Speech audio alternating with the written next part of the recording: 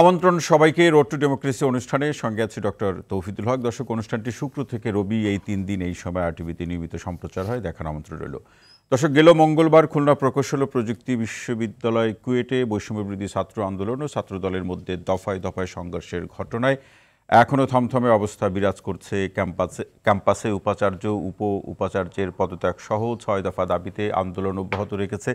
সাধারণ শিক্ষার্থীরা তালা ঝুলিয়ে দেওয়া হয়েছে প্রশাসনিক ভবন এবং একাডেমিক ভবনে। প্রশাসন সহ সব রাজনৈতিক সংগঠনকে লাল কার্ড দেখিয়েছে শিক্ষার্থীরা। 28 ফেব্রুয়ারি পর্যন্ত একাডেমিক কার্যক্রম স্থগিত করা হয়েছে।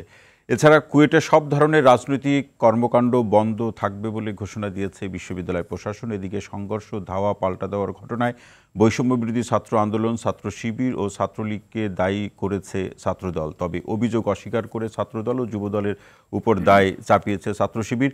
পরস্পরকে দায়ী করে কুয়েট, বুয়েট, রাবি, জাবি এবং জবিতে বিক্ষোভ মিছিল এবং সমাবেশ করেছে শিক্ষার্থীরা। তবে শিক্ষার্থীদের উপর হামলার ঘটনায় এখন পর্যন্ত অন্তর্বর্তী সরকারের কোনো উপদেষ্টা তাদের সঙ্গে যোগাযোগ না করার নিন্দা জানিয়েছেন সাধারণ শিক্ষার্থীরা। এমন প্রেক্ষাপটে দর্শক, আজ আমাদের আলোচনার বিষয় ক্যাম্পাসে সংঘাত দায় কার। এ বিষয়ে আলোচনা করার জন্য স্টুডিওতে উপস্থিত আছেন কেন্দ্রীয় ছাত্রদলের সিনিয়র যুগ্ম সাধারণ সম্পাদক শ্যামল মালুম।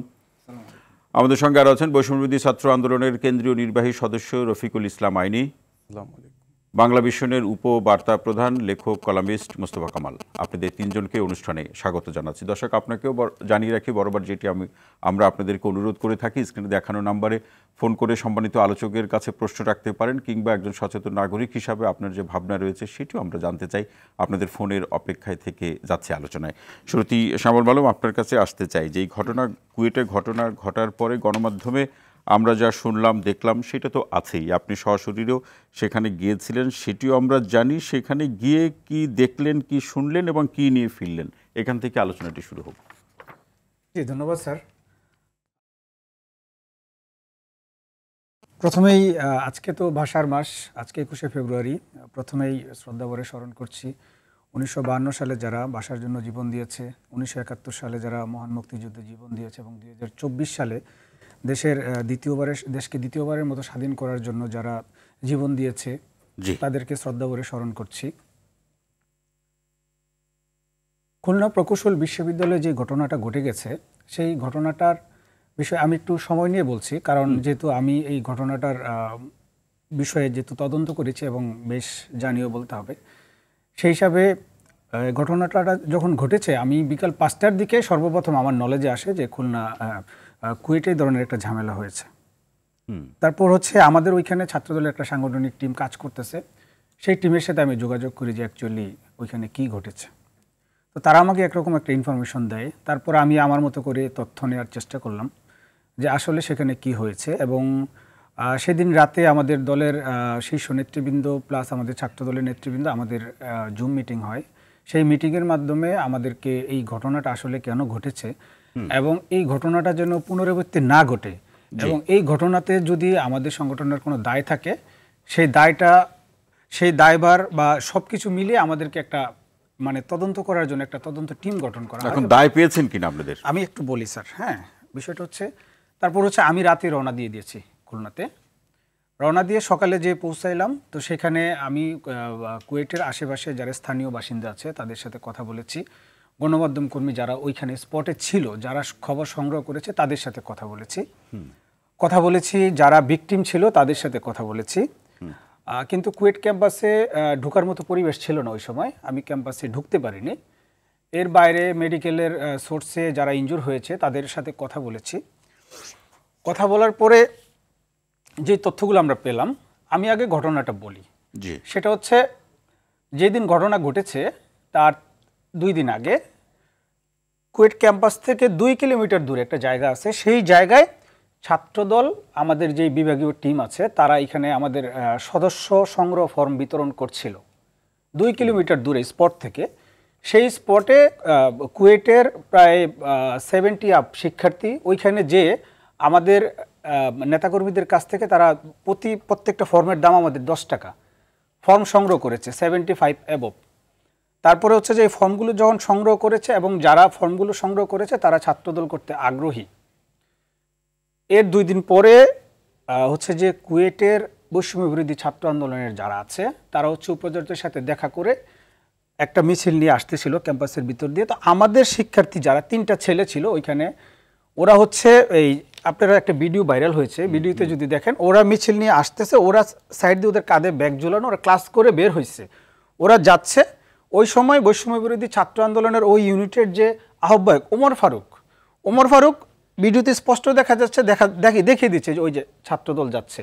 তারপর পিছন থেকে কয়েকজন তাদেরকে ধরে প্রথম তাদেরকে ক্যাম্পাসে বুলিং করছে, তারপর হচ্ছে বুলিং করতে করতে সামনে নিয়ে গেছে, একটা পর্যায়ে তাদের উপর চেয়ার দিয়ে মার শুরু করেছে এবং মারতে মারতে ক্যাম্পাসের বাইরে নিয়ে চলে গেছে। তো ক্যাম্পাসের বাইরে একটা চায়ের দোকান আছে, টং দোকান, সেইখানেও তাদেরকে নিয়ে গেছে। তো সেইখানে যখন টং দোকানে যখন নিয়ে গেল তখন হচ্ছে যে এই ঘটনাটা হচ্ছে যে স্থানীয় লোকজন, কয়জন ছিল ছাত্রদলের? ওরা 3 জন ছিল, আমাদের ছাত্রদলের 3 জন। আর মারলো কয়জন মিলে? অনেক, আনকাউন্টেবল। হ্যাঁ, তারপর হচ্ছে স্থানীয় যারা দোকানদার ছিল এবং তারা বললো যে ভাই এটা মারামারিটা কেন হচ্ছে। একটা পর্যায়ে তাদের সাথে সংঘর্ষ বেঁধে গেল। তো এই পরবর্তীতে সংঘর্ষে এইটা এলাকারবাসীর বনাম হচ্ছে যে কুয়েটের মধ্যে একটা সংঘর্ষ তৈরি হলো। তো এই যে এই সংঘর্ষটা হলো, এই সংঘর্ষটা দীর্ঘ সময় চলেছে।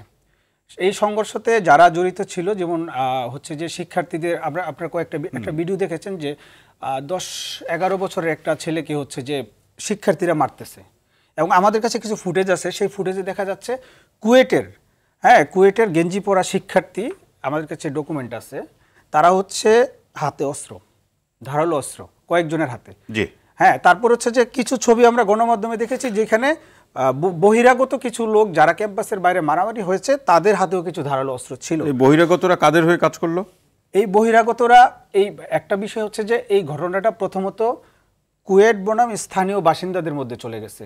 এইখানে আমরা চ্যালেঞ্জ করেছি এবং আমাদের খুলনাতে যে আমরা সংবাদ সম্মেলন করেছি সেখানে আমরা বারবার একটা জিনিস ইনসিস্ট করেছি, পুরো কুয়েটে সিসি ক্যামেরার আওতায় সিসি ক্যামেরা ফুটেজ চেক করে যদি ছাত্রদলের কাউকে পায় যে ছাত্রদলের একটা ছেলে সেখানে সংঘর্ষের সাথে জড়িত ছিল, তাহলে আপনারা আমাদেরকে চেষ্টা করেছেন। এই যে চ্যালেঞ্জটি শামুল আলম আপনি দিচ্ছেন, এটা বুঝে শুনে দিচ্ছেন? বুঝে শুনে দিচ্ছি। যদি সেরকম তথ্য উপাত্ত নিশ্চয়ই এখন বের হবে, যদি সেরকম বের হয় সর্বোচ্চ চেষ্টা করেছে। এখন পর্যন্ত ছাত্রদলের কাউকে সেখানে ইনভলভ না। আমাদের ছাত্রদলের যে কয়েকটা ছেলে ইনজুর হয়েছে, হ্যাঁ, তারা তো মাইর খাইতে খাইতেই শেষ, তাদেরকে সবাই মিলে মারছে। জি, আপনার কথা তো শুনলাম, এবার একটু রফিকুল ইসলাম আইনি আপনার কথা শুনতে চাই। যেহেতু আপনাদের বিরুদ্ধে অভিযোগ, শামুল আলম যেটি বলছে যে তাদের কোনো দোষ নেই, তাদের উপরে একেবারে আকস্মিক আক্রমণ এবং হয়তো একটা উদ্দেশ্যকে সামনে রেখে আক্রমণ। আপনার কি ব্যাখ্যা বিশ্লেষণ আছে সেটা একটু শুনে নিই, পর্যালোচনায় পরে যাচ্ছে। ধন্যবাদ আরটিভিকে। শ্যামল ভাই যে কথাটা বললেন যে বৈষম্য বিরোধী ছাত্র আন্দোলনের ওখানের কুয়েটের যে আহ্বায়ক, উনি ইন্ধন দিয়েছেন বা হাত দিয়ে দেখিয়ে দিয়েছেন। কোনো ঘটনা হাত দিয়ে দেখিয়ে দেওয়া অথবা পাশে দাঁড়িয়ে থাকা, এটা কখনোই এটা সাব্যস্ত হয় না এটার মাধ্যমে যে উনি ঝগড়াটা লাগাচ্ছেন। উনি পাশে দাঁড়িয়ে থাকতে পারেন, এরকম যদি কোনো ফুটেজ দেখা যায় সেটা অবশ্যই উনি এখানে ছিলেন না। যে মন্তব্যটা সত্যমিতা সেটা আমরা ভিডিও ফুটেজে জানা যাবে যে ওই ছাত্রদল এরকম একটা কোড আনকোড তিনি মন্তব্য করেছেন। তো এই ধরনের মন্তব্যের পিছনে কারণ কি? না, এখানে হলো যেই ঘটনাটা আমরা স্পষ্ট জানি, এখানে ছাত্রদল বৈষম্য বিরোধীর উপর আমরা বলবো না। আমরা তো বলছি না যে বৈষম্য বিরোধী ছাত্র আন্দোলনের কোনো দায়িত্বশীলের উপর আপনার অ্যাটাক করেছে, আক্রমণ করেছে, বরং কুয়েটের সাধারণ শিক্ষার্থীদের উপর কিন্তু হামলাটা হয়েছে। ছাত্রদল কর্তৃক কুয়েটের সাধারণ শিক্ষার্থীদের উপর হামলা হয়েছে। পরবর্তীতে আমরা দেখতে পেলাম যে সাধারণ শিক্ষার্থী কারা ভাই? না, কখন সাধারণ শিক্ষার্থী কখন হামলা আমাকে বলুন। তো সাধারণ শিক্ষার্থী যারা ইউনিভার্সিটির কোনো দলীয় কোনো পদপদবি নেই, তারা কোনো সংগঠনের সাথে জড়িত না, কোনো রাজনৈতিক দলের সাথে জড়িত না, তারা হলো সাধারণ শিক্ষার্থী। তো তাদের উপর হামলা হয়েছে।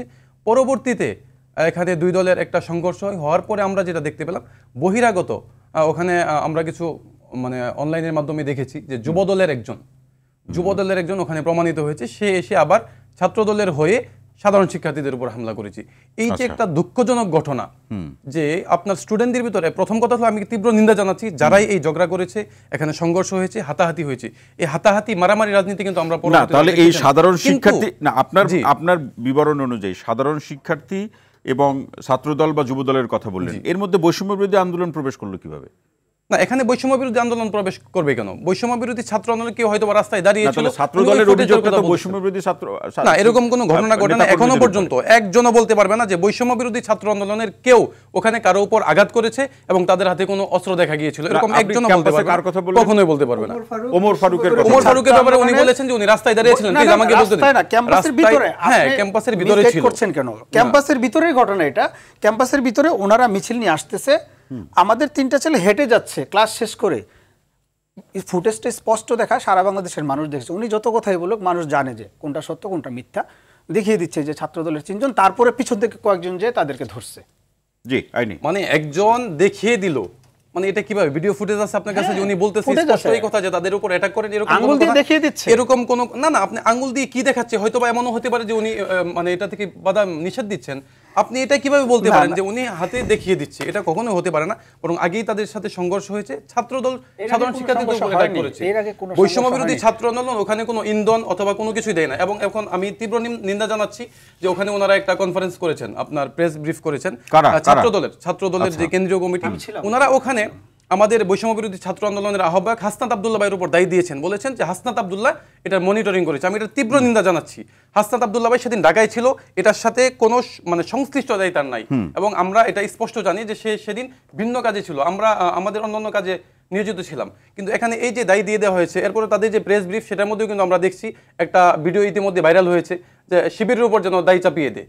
এই যে দায়ী চাপানোর একটা রাজনীতি, বাস্তবতা স্বীকার না করা, এটা মানে খুবই জঘন্য। কোন বাস্তবতা? ছাত্রদল কোন বাস্তবতাকে স্বীকার করছে না বলে আপনার মনে হয়? যে ছাত্রদল কর্তৃক এখানে হামলার শিকার হয়েছে সাধারণ শিক্ষার্থীরা, এইটা তো তারা নিচ্ছে না, বরং উল্টো দায় চাপিয়ে দিচ্ছে। একবার বৈষম্য বিরোধীর উপর দিচ্ছে, আবার শিবিরের উপর দিচ্ছে। আমি একটা কথা বলি, ভেরি সিম্পল একটা প্রশ্ন করি আপনাকে, সেটা হচ্ছে ছাত্রদলের একটা ছেলে হামলা করেছে, একটা ডকুমেন্ট দেখাইতে পারবেন আপনারা?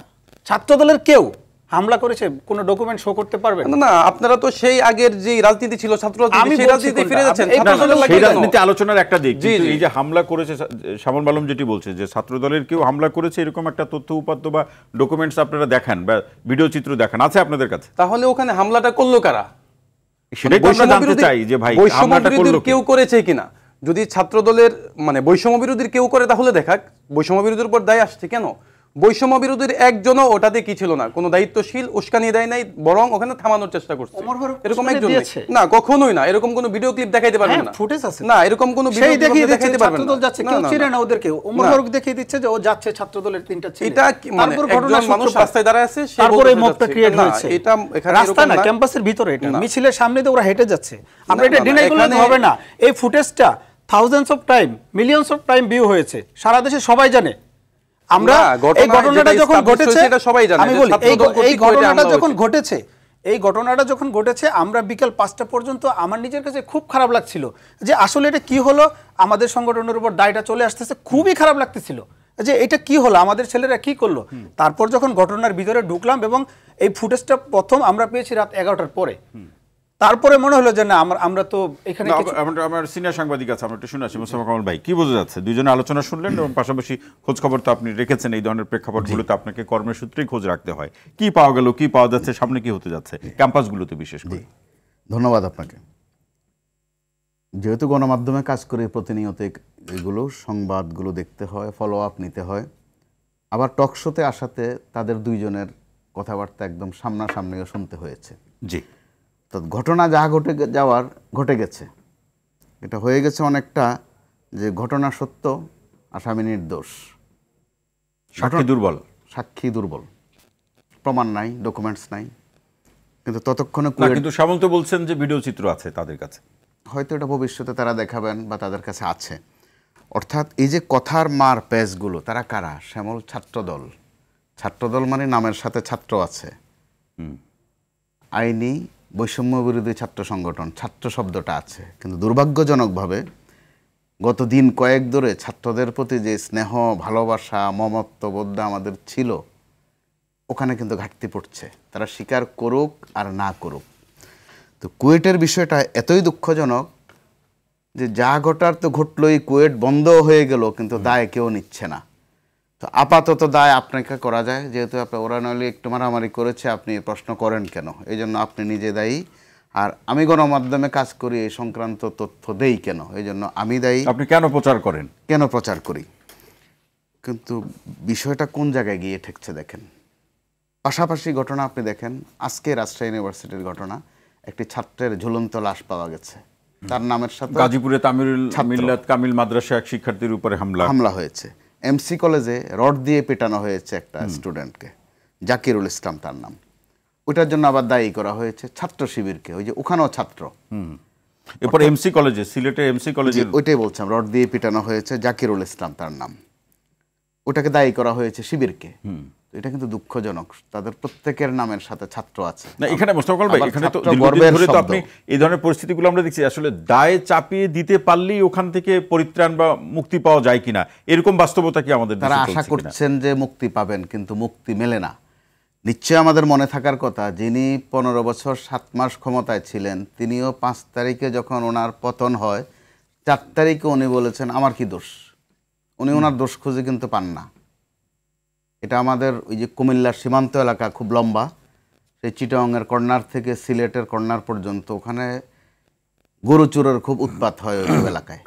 তো মানুষ সহ্য করে গৃহস্থরা, পরে এক পর্যায়ে গৃহস্থরা ইউনাইটেড হয়ে ধরে ফেলে 2-1টারে, ধরার পর দেয় নগদে মার। তা আবার খুব সতর্ক থাকে যেন মরে না যায়, তাহলে ঝামেলা বেশি। তখনও কিন্তু ওই গরু চোর বলে আই কিচ্ছি, আই অর্থ আমি কিচ্ছি মানে কি করেছি, সে কিচ্ছু করেনি।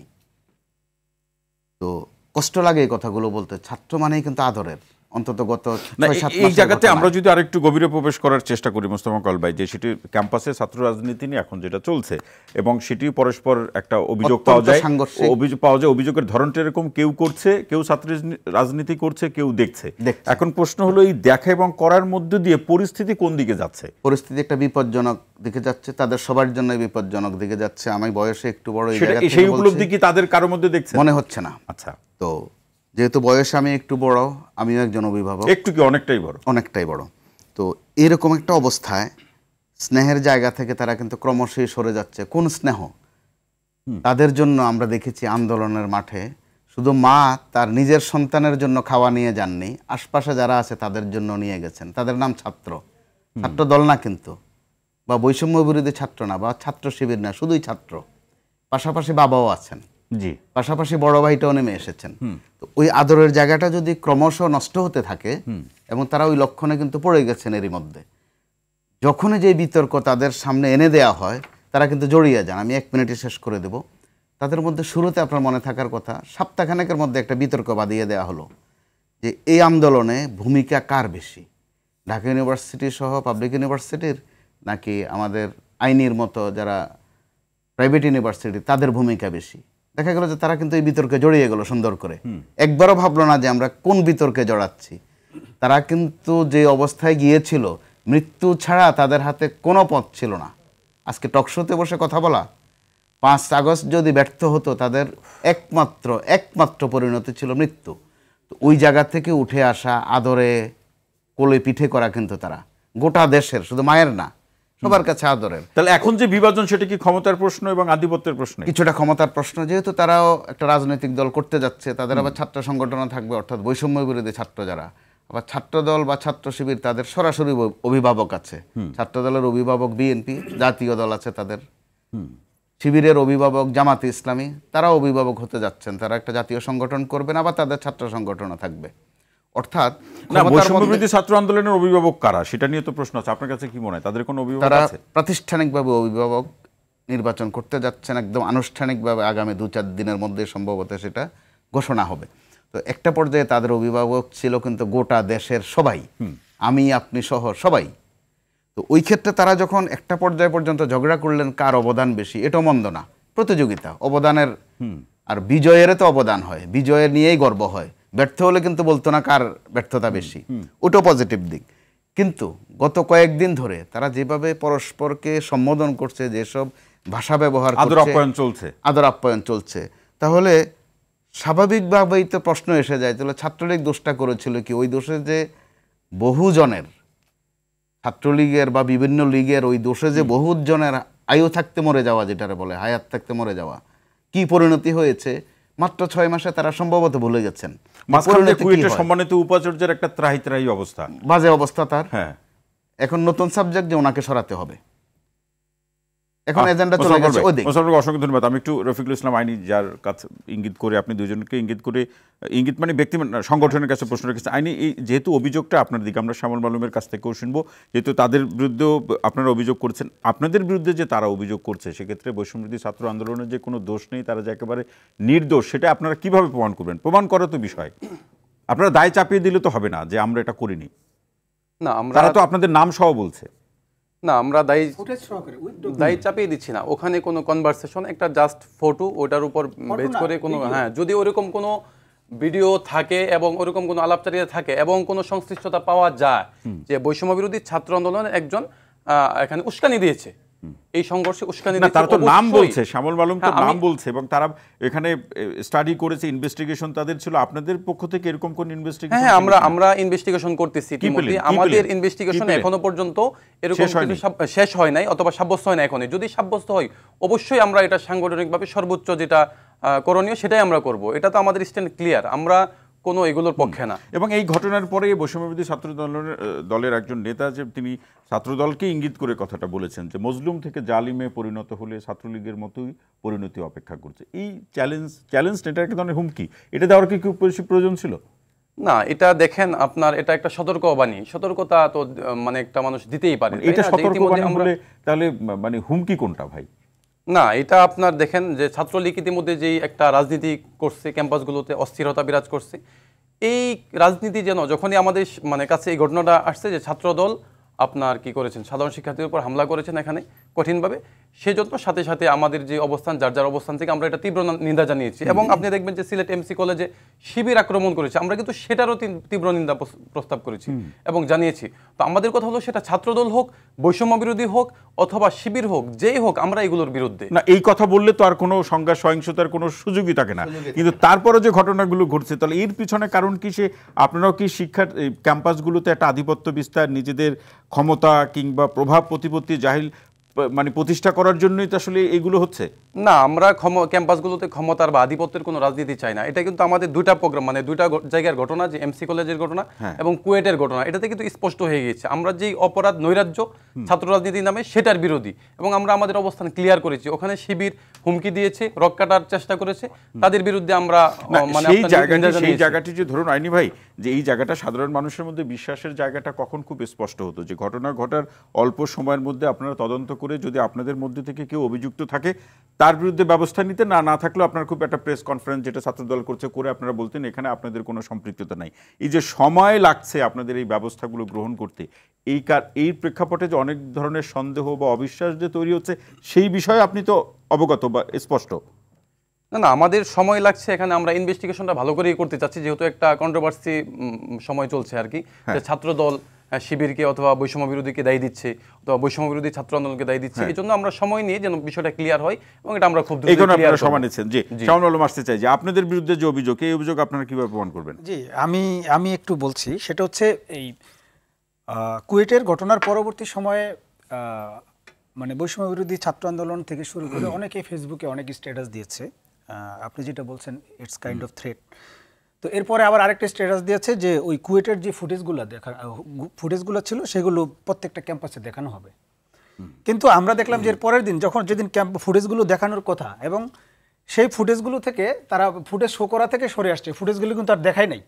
এখানে না দেখানোর কারণ হচ্ছে ওই ফুটেজগুলোতে কিন্তু বৈষম্য বিরোধী ছাত্র আন্দোলন যে ঘটনা স্টার্ট করেছে এটা কিন্তু প্রমাণ হয়ে যাবে যে ওরা ছাত্রদল কিছু করে না, ওরা করেছে, যার কারণে ফুটেজ শো করা থেকে, সারা দেশে ক্যাম্পাসে ফুটেজ শো করা থেকে বৈষম্য বিরোধী ছাত্র আন্দোলন সরে আসছে। তারা তো আরো ভালো করে ইনভেস্টিগেশন করে দেখাতে চায়। তারা কর্মসূচি দিয়েছিল ফুটেজ শো করার, নাম্বার 1। নাম্বার 2 হচ্ছে কুয়েটের ঘটনার পরে বৈষম্য বিরোধী ছাত্র আন্দোলন ঢাকা বিশ্ববিদ্যালয়ে একটা মিছিল করেছে, ঠিক আছে, খুব ভালো মিছিলে বেশ লোক হয়েছিল।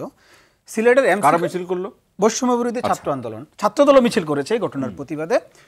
সিলেটের এমসি কলেজে যখন এই একটা ছেলেকে রক কাটার থ্রেট দিল, সেই রক কাটার থ্রেটের প্রতিবাদে প্রথম বৈষম্য বিরোধী ছাত্র আন্দোলনের যে ফেসবুক পেজ আছে, এই পেজে প্রথম 3বার এডিট করলো স্ট্যাটাসটা কিভাবে এডিট করলো? প্রথম বললো যে সিলেট এমসি কলেজে রক কাটার প্রতিবাদে বৈষম্য বিরোধী ছাত্র আন্দোলনের মিছিল 8:30টায়। তারপরে হচ্ছে যে এইভাবে 3বার এডিট করে লাস্টে রকই কেটে দিচ্ছে, স্ট্যাটাস থেকে রক কেটে দিছে। তার মানে কি? শিবির রক কাটতেছে, শিবির রক্ষাটার চেষ্টা করতেছে প্র্যাকটিক্যালি, বৈষম্য বিরোধী ছাত্র আন্দোলন রক্ষাটার চেষ্টা করতেছে ডিজিটালি। স্ট্যাটাস থেকে শিবির রক্ষা কাটাকাটি আছেই। হ্যাঁ, কাটাকাটি আছে। স্ট্যাটাস, ওনাদের স্ট্যাটাস 3 বার এডিট করছে, সর্বশেষ এডিটে রক শব্দটা কেটে দিছে। What is this? তাতে কি দাঁড়ালো? তাতে কি দাঁড়ালো মানে, আমি যেটা বলতে চাচ্ছি সেটা হচ্ছে আমাদের যেটা সংশয়ের জায়গা সেটা হচ্ছে বৈষম্য বিরোধী ছাত্র আন্দোলন শিবিরের ভিতরে ঢুকে গেছে। শিবির নিয়ন্ত্রণ করতেছে বৈষম্য বিরোধী ছাত্র আন্দোলনের একটা বিরাট অংশ। জুলাই এবং আগস্ট মাসে আমরা কিন্তু তারা তো বলছে তাদের কোনো পৃষ্ঠপোষক। আমি একটু বলি স্যার, বলুন। ঠিক আছে, আমি একটু বললে হবে। এখানে শিবিরের যে পলিটিক্যাল স্ট্র্যাটেজি, যেমন তারা বলে যে ক্যাম্পাসগুলোতে তারা ছাত্র রাজনীতি চায় না, তাহলে শিবিরের বর্তমান যে সেক্রেটারি সে হচ্ছে খুলনা বিশ্ববিদ্যালয়ের ছাত্র রাজনীতি নিষিদ্ধ। খুলনা বিশ্ববিদ্যালয় থেকে সে পড়াশোনা করেছে, শিবিরের 3টা পোস্ট হল করে সর্বশেষে শিবিরের সেক্রেটারি হয়েছে। তাহলে সে রাজনীতিটা কোথায় করছে? এই কথা তো আগে বলেন নাই। রাজনীতি কোথায় করেছে সে শিবিরের? আচ্ছা, ঠিক সেম সিচুয়েশন চলতেছে কুয়েটে। ছাত্র শিবিরের কার্যক্রম চালু আছে। কুয়েটে যে ছাত্র শিবিরের কার্যক্রম চালু আছে, আমরা শিবিরের সভাপতি সেক্রেটারি আইডেন্টিফাই করেছি, কিন্তু এটা তো শিবিরের কমিটি, শিবির পাবলিশ করবে, আমরা তো সেটা গণমাধ্যমে তুলতে পারি না। ঘটনা হচ্ছে এখানে আসলে জুলাই এবং আগস্ট মাসের যে স্প্রিট ছাত্রদল শতভাগ ধারণ করে রাজনীতি করছে। জুলাই আগস্ট মাসে বাংলাদেশ একক সংগঠন হিসেবে বাংলাদেশ জাতীয়তাবাদী ছাত্রদলের 143 জন নেতাকর্মী জীবন দিয়েছে। আমাদের এই জুলাই এবং আগস্ট মাসে বাংলাদেশ থেকে তো বৈষম্য বিরোধী এবং জাতীয় নাগরিক কমিটির আরো বেশি। আমি একটু বলি, বিএনপি পরিবারে টোটাল 500 নেতাকর্মী, প্রায় 500 নেতাকর্মী শহীদ হয়েছে আমাদের বিএনপির বিভিন্ন অঙ্গ এবং সহযোগী সংগঠন মিলিয়ে। 11,000 নেতাকর্মী জুলাই এবং আগস্ট মাসে আমাদের গ্রেপ্তার হয়েছে। এবং আমি পার্সোনালি যেখানে বসে আছি, আমাদের কেন্দ্রীয় ছাত্রদলের সুপার ফাইভের নামে জুলাই মাসে 29টা মামলা হয়েছে। 29টা এক মাসে। যদি এই শেখ হাসিনা না যাইতো তাহলে আমাদের পরিণতি কি হতো সেটা তো আপনি স্টার্টিংয়ে বলেছেন, বলেছেন। কিন্তু ঘটনা হচ্ছে যে জুলাই এবং আগস্ট মাসে আমরা যেইভাবে রাজনীতিটা করছি সেটা হচ্ছে একটা সময় পেশি শক্তির রাজনীতি ছিল, মাসলস পাওয়ারের রাজনীতি ছিল। আমরা জুলাই এবং আগস্ট মাসের যেই স্পিরিট, আমরা শতভাগ সেই স্পিরিট ধারণ করার চেষ্টা করছি। কিভাবে করছি আমি একে একে কিছু এক্সাম্পল দিলেই বুঝতে পারবেন। জুলাই এবং আগস্ট মাসের পরবর্তী 6 মাসে বাংলাদেশ জাতীয়তাবাদী ছাত্রদল একদিনও আমরা মিছিল নিয়ে ক্যাম্পাসে যাইনি, কেন্দ্রীয় সংসদ, নট এ সিঙ্গেল ডেজ। আমাদের এটা রুটিন ওয়ার্ক ছিল যে আমরা প্রতিদিন এটা যে করলেন, এটা দিয়ে কি প্রমাণ করতে চাইলেন যে আপনার আগের মতো নেই? আমি একটু বলি, আমরা একদিনও ক্যাম্পাসে মিছিল নিয়ে যায়নি, কারণ হচ্ছে ক্যাম্পাসের শিক্ষার্থীরা শোডাউনের রাজনীতি পছন্দ করে না। নাম্বার 2, আমাদের সংগঠন থেকে স্পষ্টভাবে বলে দিয়েছে সব ধরনের মোটরসাইকেল শোভাযাত্রা, মোটরসাইকেল শোডাউন বন্ধ। বাংলাদেশ জাতীয়তাবাদী ছাত্রদল সেইটা কাজ করছে। কোনো মোটরসাইকেল শোডাউন আমি নিজে ক্যাম্পাসে আমরা হেঁটে হেঁটে যাই, মাঝে মধ্যে আমাদের প্রেসিডেন্ট সেক্রেটারি হেঁটে হেঁটে যাই আমরা।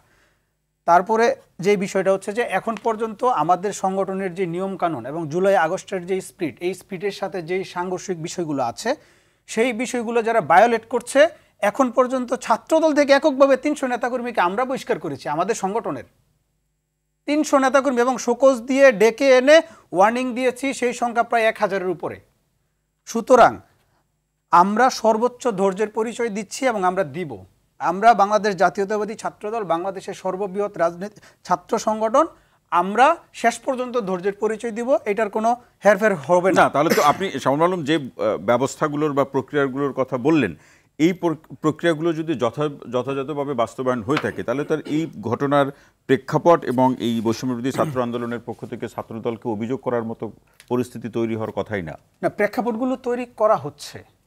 আমি এটাও যুক্ত করে দিই, ডাকসু নির্বাচনের প্রসঙ্গ বা আমাদের ছাত্র সংসদগুলো নির্বাচনের প্রসঙ্গে অভিযোগ আছে যে আপনাদের কারণে নির্বাচন হচ্ছে না। ডাকসু নির্বাচনের প্রসঙ্গে আমরা তো আমাদের শিক্ষার্থীদের দুটি প্ল্যাটফর্মে আপনাদের জি আমি একটু বলি, ডাকসু নির্বাচনের বিষয়ে আমরা স্পষ্টভাবে বলে দিয়েছি আমরা ডাকসু নির্বাচন চাই। আমরা ডাকসু নির্বাচনের যেই প্রক্রিয়া আছে সেই প্রক্রিয়া সংস্কারের জন্য অলরেডি আমরা একটা রিপোর্ট বিসি মহোদয়ের নিকট জমা দিয়েছি। ঢাকা বিশ্ববিদ্যালয় এবং জাহাঙ্গীরনগর বিশ্ববিদ্যালয়ে সেই প্রক্রিয়া অব্যাহত আছে, বাংলাদেশ কৃষি বিশ্ববিদ্যালয়ে সেই প্রক্রিয়া অব্যাহত আছে। আমরা বলছি যে ফ্যাসিস্ট আমলের যেই সিন্ডিকেট ছিল ঢাকা বিশ্ববিদ্যালয়ে, তাদের আওতায় কিভাবে ডাকসু নির্বাচন হবে? তারা তো ফ্যাসিস্টের নিয়োগ দেওয়া, তাদের আওতায় কিভাবে ডাকসু নির্বাচন হবে? সুতরাং আমরা একটা সংস্কার প্রস্তাব দিয়েছি এবং আমরা আহ্বান করেছি ক্যাম্পাসের অপরাপর যত ছাত্র সংগঠন আছে তারাও তাদের মতো করে সংস্কার প্রস্তাব দিবে এবং সেই সংস্কার প্রস্তাবের ভিত্তিতে যেটা করা দরকার, যেভাবে ছাত্র সংসদ নির্বাচন করা দরকার সেভাবে হবে। আমরা 100% এই একেবারে সামনে এক লাইনে বলুন যে এই যে আপনারা ধৈর্যের পরিচয় অথবা দাঁতে কামড় দিয়ে চলার যে একটা উদাহরণ বা প্রবাদ আছে, সেটা কোন অর্থে, কার স্বার্থে, কোন প্রেক্ষাপটকে সামনে রেখে করছেন? এটা হচ্ছে আমাদের জুলাই আগস্টে যেসব ভাইয়েরা এই দেশের জন্য দ্বিতীয়বার স্বাধীন করার জন্য রক্ত দিয়েছে, জীবন দিয়েছে, তাদের স্পিরিটকে আমরা ধরে রাখবো। কিন্তু মাঠে তো আলোচনা আছে সামনে নির্বাচন, এখন জনগণ বা ভোটাররা রুষ্ট হতে পারে, এরকম কোনো কিছু করা যাবে না, এটা মাঠের আলোচনা। না, এটা তো অবশ্যই ভোটার রুষ্ট হওয়া মানে কি আমরা খারাপ কিছু করলে ভোটার রুষ্ট হবে, সেটাই বলছি। এটা অবশ্যই। আমরা যদি, আমি একটা কথা বলি, সেটা হচ্ছে বাংলাদেশে বর্তমানে যে রাজনৈতিক প্রেক্ষাপট তৈরি হয়েছে, আগামী 50 বছরে আমার কাছে মনে হচ্ছে না কেউ স্বৈরাচার হওয়ার সাহস করবে। সামনের যে রাজনীতি সেটা ভোটের রাজনীতি, শতভাগ ফেয়ার রাজনীতি হবে। ভোটের রাজনীতিতে মানুষের কাছে যেতে হবে, মানুষের কাছ থেকে ভোট আদায় করে নিতে হবে, মানুষকে ফোর্স করার কোনো সুযোগ নাই। এর বাইরে গেলে বিপদ, এর বাইরে গেলে বিপদ। সুতরাং আমরা সেই কাজগুলো করার চেষ্টা করছি, যে কাজগুলো করা দরকার। বিপদ হবে সেটি কিন্তু তারা জানে, তারপরও বিপদ ঘটছে। এটি একটি প্রশ্ন বা প্রেক্ষাপট। এর সাথে আরেকটি আমার পক্ষ থেকে একটি আপনার কাছে জানার প্রশ্ন, এগুলো নিয়ে আপনি লিখেছেন, আপনার লেখাও আমি পড়েছি, যে বলা হচ্ছে যে ক্যাম্পাসে ছাত্র রাজনীতি থাকবে না, আবার সেটি থাকলেও শিক্ষার্থীদের অধিকার কিংবা তার একাডেমিক প্রসঙ্গগুলো নিয়ে থাকবে, কোনো মূল দলের বা কোনো দলের লেজুর ভিত্তিক বিষয় হিসেবে ছাত্র রাজনীতি থাকবে না। বাংলাদেশের বাস্তবতা আসলে এটা বাস্তবায়ন করা কতটুকু সম্ভব? যে খুবই কঠিন বিষয়, এটা অত্যন্ত কঠিন বিষয়। দুঃখজনকভাবে এখন পর্যন্ত, অর্থাৎ তারা যেটাকে দ্বিতীয় বিপ্লব বলছে অথবা গণ অভ্যুত্থান বলছে, এরপর থেকে এখন পর্যন্ত ছাত্রদের হাতে কিন্তু ঠিকভাবে বই খাতা ওঠেনি, তারা ঠিকভাবে ক্লাসেও যাচ্ছে না কোথাও কোথাও। তার উপর যদি কুয়েটের মতো বিভিন্ন প্রতিষ্ঠান বন্ধ হতে থাকে, এটা কিন্তু খুবই দুঃখজনক। আবার আপনি খেয়াল করে দেখুন, নানান বিষয় নিয়ে কথা হচ্ছে, কিন্তু পাঠ্যসূচি কি হবে, পাঠদান পদ্ধতি কি হবে, এই বিষয়ে অর্থাৎ শিক্ষা সংশ্লিষ্ট বিষয়ে সংস্কার নামক শব্দটা কিন্তু ওখানে যায়নি এখন পর্যন্ত। শিক্ষা বিষয়ে কিছু সংস্কার আসতে পারে কিনা, যেটা কারিকুলাম হোক, প্রাতিষ্ঠানিক হোক, পদ্ধতিগত হোক। কিন্তু যেসব শ্যামল বললেন যে এসব সতর্কতা তারা পালন করছেন, যদি সত্যিই পালন করে থাকেন তাহলে কুয়েটে এই ঘটনা ঘটে না, সিলেটে এই ঘটনা, রক কাটার ঘটনা ঘটে না, রাজশাহী ইউনিভার্সিটিতে ছাত্রের ঝুলন্ত লাশ পাওয়া যায় না।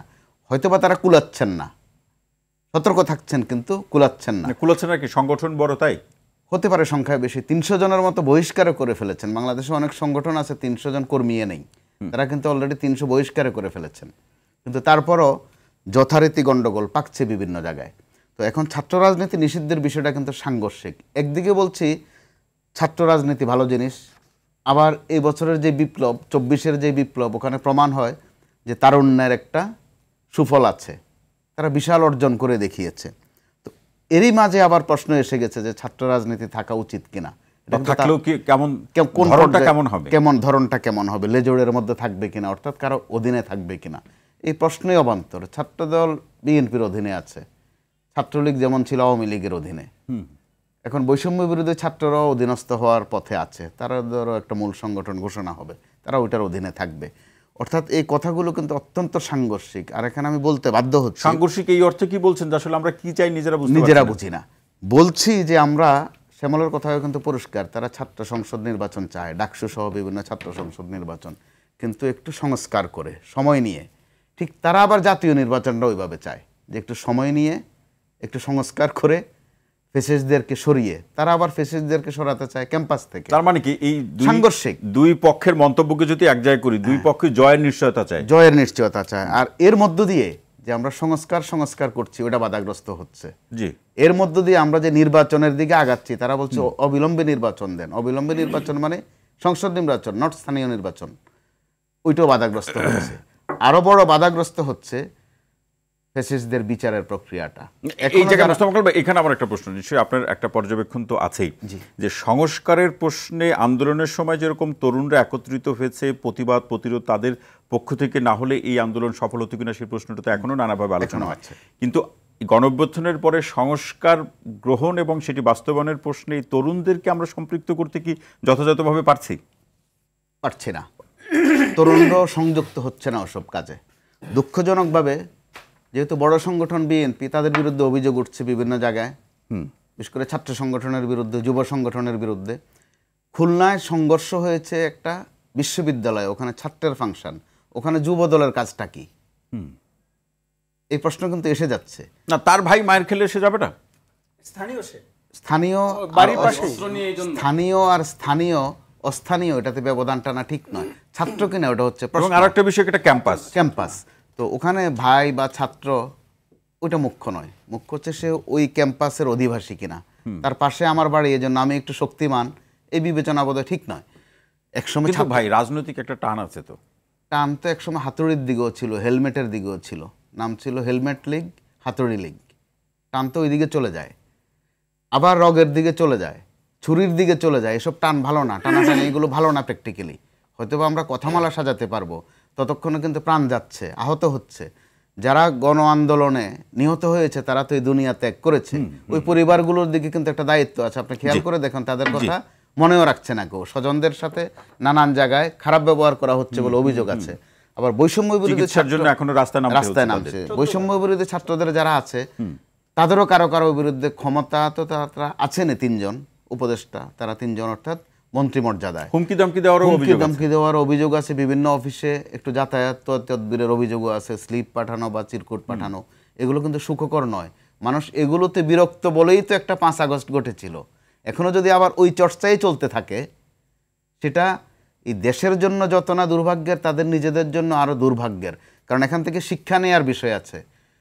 শেখ হাসিনার মতো প্রতাপশালী প্রধানমন্ত্রী, যিনি নিজেকেও নিজে আয়রন লেডি শুনতে পছন্দ করেন, বাদবাকিরাও বলে যে আমাদের জনপ্রিয় নেত্রী আয়রন লেডি, তিনিও হাততালি দেন, বাকিরা মাথা নাড়েন। তার কিভাবে এক কাপড়ে পালাতে হয়েছে সেটা তো তারা দেখেছেন বা তারাই ঘটিয়েছেন। আবার কিভাবে প্রভাবশালী মন্ত্রী লুঙ্গি ড্যান্স দিয়ে ধরা পড়ে পুলিশের হাতে, কিভাবে সীমান্তে খালের মধ্যে নতুন লুঙ্গি পরা খালে বিলে মরা আদমরা অবস্থায় ধরা পড়েন, কিভাবে প্রভাবশালী বিচারপতি কলাপাতায় শুয়ে থাকেন। এগুলোতে কয়েকদিন আগের ঘটনা। তারাই এসব নাটক বলেন আর অভিযান বলেন, দমন বলেন, এগুলো অবান্তর হয়ে যায়। আমাদের দেশে ইতিহাস থেকে শিক্ষা নেওয়ার প্রশ্নে রাজনৈতিক প্রেক্ষাপটে যে কথাটি প্রচলিত আছে যে ইতিহাস থেকে কেউ শিক্ষা নেয় না, বারবার এই ঘটনারই পুনরাবৃত্তি ঘটছে। বরং তারা শিক্ষা দিতে চান, মনে হয় শিক্ষা নেওয়ার বদলে শিক্ষা দিতে চান। মোস্তাফা, অসংখ্য ধন্যবাদ। রফিকুল ইসলাম আইনিরে আসতে চাই। আপনি যেভাবে বিষয়টিকে ব্যাখ্যা বিশ্লেষণ করছেন, ছাত্র দলের বিরুদ্ধে অভিযোগ দিতে চাচ্ছেন, তার প্রেক্ষাপটে মাঠ পর্যায়ে আমরা যতটুকু বোঝার এবং জানার চেষ্টা করেছি, বৈষম্য বিরোধী ছাত্র আন্দোলনও ক্যাম্পাসে আধিপত্যের প্রশ্নে ছাত্রদল কিংবা অন্য যে কেউ যদি আধিপত্য বিস্তার কিংবা ক্যাম্পাসে অবস্থান নিতে চায়, তাদেরকেও আপনারা একটা শিক্ষা দিতে চান। এই আলোচনাটি মাঠ পর্যায়ে আছে ক্যাম্পাসগুলোতে। আচ্ছা দেখেন, আমাদের স্ট্যান্ড এই ব্যাপারে খুবই ক্লিয়ার যে বৈষম্য বিরোধী ছাত্র আন্দোলনের বৈষম্য বিরোধী ছাত্র আন্দোলন শুরুতেই বলেছে যে এই অভ্যুত্থানের আগে যে লেজুর ভিত্তিক কোনো ছাত্র রাজনীতি চায় না। লেজুর ভিত্তিহীন, যেখানে কোনো মূল দলের সাথে কি থাকবে না, কোনো মাদার সংগঠন থাকবে না, এখানে তারা একটা স্বকীয়তা রক্ষা করে চলবে। তো সেই লক্ষ্যে কিন্তু আমরা খুব দ্রুতই একটি ছাত্র সংগঠন আমাদের আসবে। তো আমরা এটা কাজের মধ্য দিয়ে প্রমাণ করতে চাই যে আসলে লেজুর ভিত্তিক ছাড়া কিভাবে একটি ছাত্র সংগঠন ফাংশনাল হবে, চলবে। দল ঘোষণা করলে আপনারা কি দলের হয়ে যাবেন? না, আমি সেই কথাটাই বলছি। একটা দলের সাথে হয়তো আমার আদর্শিক মিল থাকতে পারে, বাট ওটা অবশ্যই লেজুর ভিত্তিক হবে না। আমরা এই দলের অধীনে হব না। এটা কিন্তু আমরা কাজের মধ্য দিয়ে আমাদের যে ছাত্র সংগঠন, সেটা তো ছাত্রদলও আমাদের দল কিন্তু এখন আসে না। ঘটনার প্রেক্ষাপটে আমরা লেজুর ভিত্তি বলছি, কিন্তু তাহলে তো ঘটনা তো তাই ঘটবে। আপনি যা বলছেন ঘটনা তো তাই ঘটবে। আমাদের মূল যে পলিটিক্যাল পার্টি, এটা কিন্তু এখনো আসে নাই, সামনে আসবে। বাট এর আগেই হয়তো বা ছাত্র সংগঠন চলে আসবে। তাহলে আমার পার্টি হওয়ার আগে ছাত্র সংগঠন হচ্ছে, এর অর্থই বোঝা যাচ্ছে এখানে ছাত্রদের একটা স্বকীয়তা আছে, তাদের মতামতের ভিত্তিতে, তাদের প্ল্যানের ভিত্তিতে, যেটা ছাত্র বান্ধব রাজনীতি হবে সেই রাজনীতি। ছাত্র সংগঠন হলো ভাই আইনি ভাই, ছাত্র সংগঠন হলো দল, আর একটা দল হলো, দলের বাইরে গিয়ে সেই ছাত্র সংগঠন চলবে বাংলাদেশের রাজনীতিতে, এটা আমরা বিশ্বাস করি। আমরা এটা আপনার প্র্যাকটিক্যালি এটা মানে একদম মাঠ পর্যায়ে এটা দেখাতে চাই। দেখাতে গিয়ে তো কয়েকটা সংঘর্ষের ঘটনা তো ঘটলো, এরপর আর দেখার কি থাকবে? না, আমাদের ছাত্র সংগঠন তো এখনো আসেই নাই। আমাদের ছাত্র সংগঠন আসার আগেই তো কয়েকজনকে হাসপাতালে যেতে হলো, আসলে কি হবে? আমাদের ছাত্র সংগঠন তো মানে আপনার কিভাবে হসপিটালে যেতে হলো? বৈষম্য বিরোধী ছাত্র আন্দোলনের সাথে যদি কারো কোনো সংঘর্ষ হয়, আমরা তো বলেছি সে ব্যাপারে আমাদের যে অবস্থান ক্লিয়ার, আমরা তার ব্যাপারে পদক্ষেপ নিব। কিন্তু এখনো পর্যন্ত এরকম কোনো ঘটনা তো আমাদের এইটা বলেন না, সেটা তো আপনি বলছেন নাই, কিন্তু আপনাদের বিরুদ্ধে তো শ্যামল মালুম বা ছাত্রদল অভিযোগ করছে যে আপনাদের কারণেই কুয়েটে ঘটনাটা ঘটেছে। কিন্তু আমার প্রশ্ন হচ্ছে যে এই প্রেক্ষাপটে যে ব্যবস্থাগুলো আপনারা মুখে যতটা বলছেন, কিন্তু ব্যবস্থায় কি আমরা সেটা দেখছি বা জনগণ সেটা কি দেখছে? না, আমরা যেটা মুখে বলছি সেটা তো আমরা কাজের মধ্য দিয়ে এটা ঘটাতে চাই। আমরা তো এটা ইতিমধ্যে বলছি যে আমাদের কুয়েটের যে ঘটনা, সেখানে একজন দেখাতে পারবে না যে অস্ত্র নিয়ে সে কি করেছে, হামলা করেছে। আমরা দেখেন ছাত্র রাজনীতি আমরা কেমন চাই, একজন ক্যাম্পাসে দুইজন ছাত্র ঝগড়া লাগতে পারে সেই মুখে মুখে, এটা হতেই পারে, এটা একটা কমন জিনিস। বাট এই যে অস্ত্র নিয়ে অস্ত্রের মহড়া, একজন আরেকজনের উপর আঘাত করা, ভাই বিশ্বাস করেন এই দৃশ্য দেখার আগে মনে হয়েছিল যে আমি জুলাই অভ্যুত্থানে মরে যাই। মানে 24 পরবর্তী বাংলাদেশে আবার এটা দেখবো, এক একজনের হাতে অস্ত্র, এখানে আবার বহিরাগত আইসা প্রবেশ করবে। আমার প্রশ্নের উত্তর দিন, এখানে যুবদল কেন আসলো? সে আগের রাজনীতি এখানে প্র্যাকটিস হচ্ছে সেজন্য আসছে, যে ছাত্রদল এখানে একটা সংঘর্ষে পাচ্ছে, যুবদল আসছে। তারপরে এই যে ভিত্তিহীন একটা কথা বলা যে হাসনাত ভাইয়ের উপর দায়ী দিয়ে দেওয়া, কেন দিল? এটার প্রশ্নের উত্তর আমি সেই মন্তব্য করেছে, সেই মন্তব্যের কথাটা বলা। জি, এরপরে দেখেন এই যে শিবিরের সাথে, আমাদের শিবিরের সাথে কোনো সম্পর্ক নাই। এখন কোনো কথা যদি আমার মিলে যায় তাহলে আপনি বলবেন যে আপনি শিবিরের কোলে উঠে বসে রয়েছেন, এটা কেমন কথা? এটা সম্পূর্ণ ভিত্তিহীন কথা, আমি এটা তীব্র নিন্দা জানাই। কোলে নাই উঠেন, পাশাপাশি কি হাঁটছেন? না, পাশাপাশি না, বড় বিষয়। এমসি কলেজে যখন আপনার শিবির রক্ষার্থে চাইলো, আমরা প্রোগ্রাম দিয়েছি এবং আমরা এটা তীব্র নিন্দা জানিয়েছি। এবং আমি আজকে এখান থেকেও ক্লিয়ার বলতে চাই শিবিরের ব্যাপারে, যে শিবির যদি রাজনীতি করতে চায় সে প্রকাশ্যে আসবে। গুপ্ত যে হামলা অথবা গুপ্ত পরিচয় দিয়ে ক্যাম্পাসগুলোতে রাজনীতি, এই রাজনীতি থেকে শিবির যদি ক্যাম্পাসগুলোতে রাজনীতি করতে চায় তাহলে মানে এভাবে পরিচয়হীন রাজনীতি করা যাবে না। তাদেরকে প্রকাশ্যে এসে পরিচয় দিয়ে তারপর রাজনীতি করতে হবে, যে আমি ছাত্র শিবিরের রাজনীতি করছি। আপনার তো স্বাধীনতা রয়েছে, আপনার ছাত্র রাজনীতি করেন, আপনি করেন, কিন্তু পরিচয় দিতে হবে অবশ্যই। আমরা এটারও তীব্র নিন্দা জানাই যদি গুপ্ত হামলা করে অথবা আপনার পরিচয় লুকিয়ে শিবির করে, এটা আমার কাছে পছন্দনীয় না। আমার শ্যামল মালুমের কথা শুনছিলাম, আশা করি আমার ভুল হবে না, হলে ধরিয়ে দিবেন বা ক্ষমা করবেন। সেটি হচ্ছে যে এই আপনাদের মধ্যে ছাত্র শিবিরের রাজনীতি করে বা এই রাজনীতির সাথে সম্পৃক্ত একটা বড় অংশ আছে, তাহলে এই কথা আপনারা কিভাবে বলছেন? বৈষম্য বিরোধীর এই প্ল্যাটফর্মে ছাত্র শিবিরের পরিচয় ধারণ করে বা রাজনীতি করে কত অংশ আছে আমাদের প্ল্যাটফর্মে? শ্যামল মালুম যেটা উল্লেখ করলেন তার আলোচনায়, না কত পার্সেন্ট আমরা তো ওভাবে হিসাব করি না। যে দেখেন আমাদের বৈষম্য বিরোধী ছাত্র আন্দোলনের ব্যানারে একটা অভ্যুত্থান হয়েছে, অভ্যুত্থানে সবাই ছিল, আমরা কারো কন্ট্রিবিউশন অস্বীকার করছি না। সেটা তো কন্ট্রিবিউশনের জায়গা, আপনাদের এই প্ল্যাটফর্মে তারা আছে কিনা ভাই? না, আমাদের প্ল্যাটফর্মে শিবির পরিচয় এরকম কেউ নাই আমাদের। তিনি যে বললেন তিনি তো খোঁজ খবর না নিয়ে, হ্যাঁ এটা তো ভিত্তিহীন কথাবার্তা। এটা তো ছাত্রদলও থাকতে পারে, একটা অভ্যুত্থানের ব্যানারে সবাই ছিল, এখন আছে সে তার পরিচয় ছাড়া। যেমন ছাত্রদলও থাকতে পারে। না দেখেন, হ্যাঁ আমি একটা ক্রিয়াশীল ছাত্র সংগঠনে ছিলাম, আমি এখন বৈষম্য বিরোধী নির্বাহী কমিটিতে আছি, আমি কিন্তু আমার ওই পরিচয়টা ছেড়ে তারপরে এখানে আসছি। কেন? এখানে যদি দলীয় পরিচয় আসে, আমার একটা দলীয়করণ একটা ব্যাপার থাকতে পারে, সেজন্য আমি সেই পরিচয় ছিলাম। আমি তো একটা ছাত্র সংগঠনে ছিলাম, অনেকে থাকতে পারে, এটা কমন। অনেক অভিযোগ যে সিলেটে, এইটা একটু বলুন শুরুতে, যে ছাত্রদলের সাথে সংঘাত, সহিংসতা বা তর্ক বিতর্ক, যুবদল কেন আসলো? জি, এটা আমি এর আগে দুইটা কথা বলে নেই, এই দুইটা প্রশ্ন আসছে এখানে ভাইয়ের কাছ থেকে। সেটা হচ্ছে, আমি একটা এক্সাম্পল তো ভেরি সিম্পল, সেটা হচ্ছে ঢাকা ইউনিভার্সিটিতে লাস্ট দুইটা মিছিল হয়েছে বৈষম্য বিরোধী ছাত্র আন্দোলনের। একটা মিছিল হয়েছে ছাত্রদলের বিরুদ্ধে, আরেকটা হয়েছে শিবিরের বিরুদ্ধে। দুইটা মিছিলের পার্টিসিপেশনগুলো দেখেন। ছাত্রদলের বিরুদ্ধে যেই মিছিলটা হয়েছে কুয়েটের ঘটনার পরবর্তীতে, সেইখানে যদি 100 স্টুডেন্ট থাকে, ছাত্র শিবিরের বিরুদ্ধে যে মিছিলটা হয়েছে সেখানে উপস্থিতি ছিল 25, আরও কম। তার মানে কি যারা শিবির সমর্থক এবং যারা বৈষম্য বিরোধী ছাত্র আন্দোলনের পিছনে ঘাপটি মেরে আছে, ছাত্র শিবিরের বিরুদ্ধে যে মিছিল হবে সেখানে তারা আসেনি। সে তো বলছে নাই রে ভাই, সে বলতেছে নাই, কিন্তু ক্রোনোলজি তো সেটা প্রমাণ করে না। তাহলে ছাত্রদলের বিরুদ্ধে যদি মিছিলে আপনি একজন দেখান যে শিবিরের পরিচয় সে আমাদের বৈষম্যবিরোধী ছাত্র, একজন দেখান আপনি আমাদের একজনও দেখাইতে পারবেন না। সংখ্যাটা ইম্পর্টেন্ট। হ্যাঁ, একজনের কথা বলেন, সে তো বলছে একজনও নাই। একজন দেখান আপনি যে শিবির পরিচয় আমাদের বৈষম্যবিরোধী ছাত্র আন্দোলনের দিল, ছাত্রদলের নেতাও থাকতে পারে। হ্যাঁ, ছাত্রদলের নেতাও থাকতে পারে। না, এইখানে আমি বলি বৈষম্য বিরোধী ছাত্র আন্দোলনের যে ফার্স্ট কমিটি, সেটা জুলাইয়ের 6 তারিখে গঠন করা হয়েছে, জুলাইয়ের 6 তারিখে। হ্যাঁ, সেইখানে মেম্বার ছিল 65 এর ভিতরে ঢাকা ইউনিভার্সিটি ছাত্রদলের 2টা ছেলে ছিল ওই কমিটিতে। আগস্টের 8 তারিখে সেকেন্ড ফেজে 165 ইট ওয়াজ ইনক্লুডেড। ঠিক আছে, সেখানেও বাংলাদেশ জাতীয়তাবাদী ছাত্রদলের আমাদের পোস্টেড নেতারা ছিল। কিন্তু পরবর্তীতে এই কমিটি ভেঙে যখন নতুন কমিটি করা হয়, 21 জনের কমিটি, সেখানে আমাদের ছাত্রদলের কেউ ছিল না। ঠিক আছে, এখন আর কেউ নাই। ওখানে ছাত্র শিবিরে কেউ আছে কিনা বলেন। এখন হচ্ছে না, ওখানে ছাত্র শিবিরে কেউ আছে কিনা সেটা বলেন না। আমাকে একটু অনেকগুলো মানে ইনফরমেশন আপনি রং দিয়েছেন এখানে, অনেকগুলো ইনফরমেশন। আমাকে একটু শেষ করতে দেন। সেটা হচ্ছে আপনাদের কেন্দ্রীয় কমিটির পরিধি ছোট। এইখানে কেন্দ্রীয় কমিটির নেতা হচ্ছে 21 জন, কিন্তু আপনারা কি 21 জনের মিছিল করেন? মিছিল অনেক বড় হয়। ছাত্রদলের কিভাবে হয় মিছিল বড় হয় কিভাবে? হ্যাঁ, এটা তো হচ্ছে আপনাদের পর্যবেক্ষণ করে কিছু নাই। ধরুন মিছিল অনেক বড় হোক, আপনাদের পর্যবেক্ষণ ছিল এত লোক কোথা থেকে আসে? ছাত্রদলের বিরুদ্ধে যদি কোনো মিছিল হয়, সেই মিছিলে যদি লোক হয় 200, ছাত্র শিবিরের বিরুদ্ধে মিছিল হচ্ছে সেখানে লোক হচ্ছে 40 জন 45 জন, তাহলে ওরা কারা? এই যারা আসতেছে না ওই মিছিল আসবে, এই মিছিল আসবে আমরা না। তো জানতে চাই শ্যামল মালুম যে আসলে তারা কারা। এখন মশারির মধ্যে যদি বারবার এত আমরা তো এই কথাটাই ক্লিয়ার করতে এত চাচ্ছি। মশারি কোথায় হ্যাঁ, পাওয়া জি, জি, যাবে ভাই? আমরা এই কথাটাই বলতে চাচ্ছি যে তাহলে যদি ছাত্র আমি শিবিরের একটু বলি। বিরুদ্ধে যখন না আমি বলি হ্যাঁ, ছাত্র শিবিরের বিরুদ্ধে যখন আমরা প্রোগ্রাম দিলাম তখন ছাত্রদল এসে আমাদের সাথে সংহতি জানাইতো যে হ্যাঁ, রক্ষাটার বিরুদ্ধে আমরা তো আলাদা মিছিল আসতো। করেছি না, আমরা কেন আপনাদের সাথে মিছিল এই না, প্রসঙ্গে আমরা তো বললেন, মিছিল সংখ্যার করেছি, কথা বলছেন। আমরা এক পাশে না, মিছিল ভালোর করেছি, প্রশ্নে আপনারা আপনারা এক হতে পারছেন না কেন? গণঅভ্যুত্থানে সবাই আমরা এক হয়েছি না? যদি ছাত্র শিবির আমাদের একটা ভালো কাজের ব্যাপারে সংহতি জানাতেই পারে, আপনারা জানাতে পারেন, এটা আপনাদের স্বাধীনতা রয়েছে, তো আপনারা আসলেন না আমাদের কেন? মিছিলে কি আপনারা আসবেন? আপনারা একটা ছাত্র সংগঠন, আমরা একটা ছাত্র সংগঠন, একই ঘটনা। জি। আমরা প্রতিবাদ জানাচ্ছি একরকম করে, আপনারা আরেক রকম করে প্রতিবাদ জানাচ্ছেন, তাই না? তাহলে আমরা কি আপনাদের মিছিলে না, আমরা তো তাহলে দুটার মধ্যে পার্থক্য করছি না, কিন্তু আপনি সংখ্যার মাধ্যমে পার্থক্য করতে চাচ্ছেন। সংখ্যার এটা তো মধ্যে ভাই পার্থক্যটা চলে আসতেছে। না, না, না, তাহলে এটা এক তো জায়গায় illogical কথা। পার্টিসিপেশন বেশি হবে, এক জায়গায় এটা একটা পার্টিসিপেশন illogical চলে কথা। আসে। আরেকটা বিষয় হচ্ছে যে কুয়েটে ছাত্র রাজনীতি নিষিদ্ধ। ফার্স্ট অফ অল কুয়েটে ছাত্র রাজনীতি নিষিদ্ধ, সেখানে বৈষম্য বিরোধী ছাত্র আন্দোলনের ৭৫ জনের কমিটি কেন থাকবে?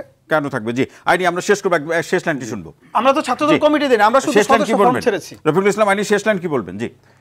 আচ্ছা, কুয়েটে যেই বৈষম্য বিরোধী ছাত্র আন্দোলনের যে প্যানেলটি দেওয়া হয়েছিল ওখানে ছাত্র রাজনীতি নিষিদ্ধ। আমরা কিন্তু ছাত্র পলিটিক্যাল পার্টি হিসাবে বৈষম্য বিরোধীকে অ্যাড্রেস করি নাই, যেমন আমাদের ছাত্র যে সংগঠন সেটি সামনে আসবে নতুন, এটা একটা জি, বিষয়। মোস্তফা কামাল ভাই, জি, থ্যাংক ইউ। নতুন সংগঠন আসবে, ছাত্র এবং রাজনৈতিক দল দুটি আসবে। জি। শেষ করবো আপনার বিষয়গুলোর মধ্যে একটু আপনাকে শুনতে শুনতে শেষ হবে। জি, একটু গোঁজামিল আছে এখানে। রেজুর ভিত্তিক করবো না, অর্থাৎ লেজ ধরবো না।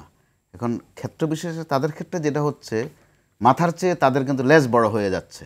তাদের ছাত্র সংগঠনটা অত্যন্ত শক্তিশালী, এটার উপরে ভর করে তারা মাথা নির্ধারণ করবে। জি। বিষয় ওইটা না, কার মিছিল বেশি লম্বা হয়, কারটা চ্যাপ্টা হয়, কারটাতে সংখ্যা বেশি হয়, ওইটাও বিষয় না। আপনারা যদি দেশের কথা ধরে বা আপনাদেরকে যারা যিনি, বিশেষ করে প্রধান উপদেষ্টার কথা বলছি, যিনি আপনাদেরকে অত্যন্ত স্নেহ করেন এবং প্রত্যেক দিনে বলছেন আপনাদের কাছ থেকে, তারুণ্যের কাছ থেকে গণতন্ত্রের শিক্ষা নেয়ার জন্য, বিপ্লবের শিক্ষা নেয়ার জন্য অন্তত ওই কথাটুকুর মর্যাদা রাখেন। দুপক্ষকেই বলছি। একই সঙ্গে ৫ আগস্ট আপনাদের মধ্যে কিন্তু অত্যন্ত বুকে বুক মিলানো ছিল।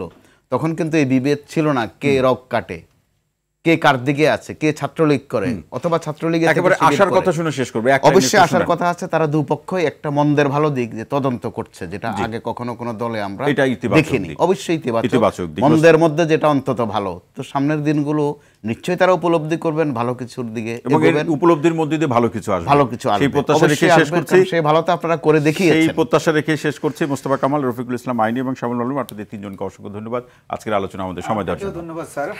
প্রিয় দর্শক, আজকের মতো রোড টু ডেমোক্রেসি অনুষ্ঠানটি এখানে শেষ করছি। সবাই ভালো থাকুন, সুস্থ থাকুন, নিরাপদে থাকুন। সঙ্গে থাকার জন্য অসংখ্য ধন্যবাদ।